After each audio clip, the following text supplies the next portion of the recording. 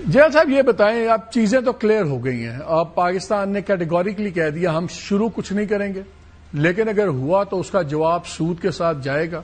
Nuclear چیزیں بھی کوئی اس کو انکار نہیں کر رہا، بیکاز ایک کنونشنل امبیلنس ہے. اور اب تو خیر آئی تھنک بات اس سے بہت آگے چلی گئی.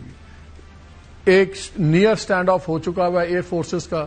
وہ آئے، ان کے جہاز آئے، ریفیل ور ان دی ایئر، ہمارے گئے، وہ بھاگ گئے، لائن آف کنٹرول پہ فائرنگ شروع ہو گئی ہے. کافی معاملہ گرم ہو گیا ہوا ہے. آپ ڈیل کرتے رہے نیشنل سیکورٹی ایڈوائزر کے طور پہ ادھر اجیت ڈوبل کے ساتھ بھی، باقی ان لوگوں کو بھی آپ اچھی طرح سمجھتے ہیں، جانتے ہیں.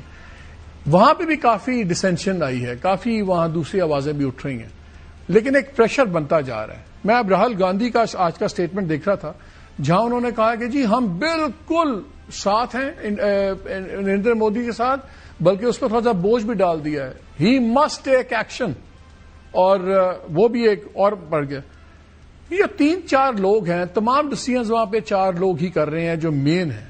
نریندر مودی ہیں، اجیت ڈوبل ہیں، راجناتھ ہیں جو ڈیفنس منسٹر ہیں، اور امیت شاہ جو نمبر 2 ہیں مودی صاحب کے.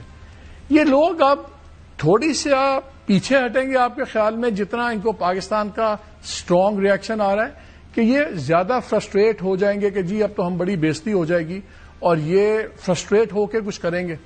دونوں میں سے کون سی راہ اپنائیں گے؟ دیکھیے، دونوں راہیں انہوں نے ہی چننی ہیں، اور یہ چوائس ان کے پاس ہے. لیکن ہماری چوائس کیا ہے؟ ہم نے ان کو بہت کلیئر بتا دیا کہ we are all set, we are all ready, don't try us. تو ان کی چوائسز اپنی جگہ اور ہماری چوائسز اپنی جگہ. جس طرح D G S P R نے کہا کہ آپ انیشیٹ کر لیں، پھر آگے اس کو کدھر لے کے جانا ہے وہ ہم ڈیسائیڈ کریں گے. باقی ایک ہاکش ایلیمنٹ پرویل کر رہا ہے. میں سمجھتا ہوں کہ ان کو رسک اینڈ بینیفٹ انالیسز اس کانفلکٹ کا ضرور کر لینا چاہیے. پہلے جس طریقے سے کر تو وہ رہے ہیں جنرل صاحب. میں آج دیکھ رہا تھا، آج تقریباً 7 میٹنگز کی ہیں نریندر مودی نے. ایک انہوں نے میٹنگ کی، اس نے کیبنٹ کمیٹی آن سیکیورٹی، پھر cabinet committee on political affairs, پھر کیبنٹ کمیٹی آن اکانومی. بلکہ اکانومی کے اندر جو اطلاعات آئی ہیں وہ کچھ سب سے لمبی میٹنگ تھی، 2-2.5 گھنٹے کی. اور اس میں یہ بھی چیزیں طے ہو رہی تھیں کہ کاسٹ آف وار کیا ہوگی، کیا اس کا خرچہ اور کیا اس کے امپلیکیشنز ہیں اسٹاک مارکیٹ پہ. دوسرا، اور تقریباً یہ پچھلے 5-6 دن میں اس قسم کی کچھ 17 میٹنگز وہ کر چکے ہیں at the highest planning level اور سب کچھ. تو وہ کلیئرلی ساری چیزیں کیلکولیٹ تو کر رہے ہیں. اور یہ بھی اطلاعات وہاں سے آ رہی ہیں کہ انڈیا یہ بھی سوچ رہا ہے کہ شارٹ وار کے بجائے ایک لمبی وار کھینچیں، تاکہ پاکستان، اس میں زیادہ پاکستان کے لیے مشکلات ہیں. پہلے تو مجھے ایز اے ٹیکٹیشین بتائیں، کیا آپ کے خیال میں انڈیا اس جنگ کو کھینچ سکتا ہے؟